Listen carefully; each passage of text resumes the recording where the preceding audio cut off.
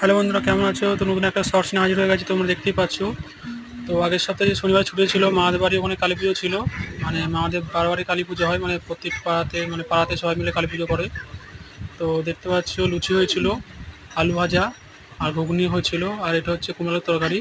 তো ঘুগনিটা হেবি সুন্দর করেছিল। আমি ঘুগনি দিয়ে পুরো সব, যেহেতু আমরা লুচিগুলো দেখতে পাচ্ছি সব লুচিগুলো আমি খেয়েছি, এত লুচি খাইনি, কিন্তু ঘুগনিটা মা হেবি সুন্দর করেছিল। মানে মা বলতে দিদামাকে বলছি আমি, দিদামা হেবি সুন্দর রান্নাটা করেছিল নিরামিষ দিয়ে। তো পাশে আমার বাবিও খাচ্ছিল, তো বাবার তোমরা বাটিটা দেখতে হবে। তো এই যে সব লুচিগুলো দেখতে পাচ্ছি আমি একাই শেষ করে দিয়েছি।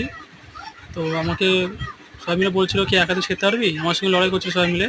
আমি বলছি হ্যাঁ, খেয়ে দেখাতে পারবো। তো কী দেবে তোমরা বলো, খেতে পারলেই 100 টাকা লোট দেবে।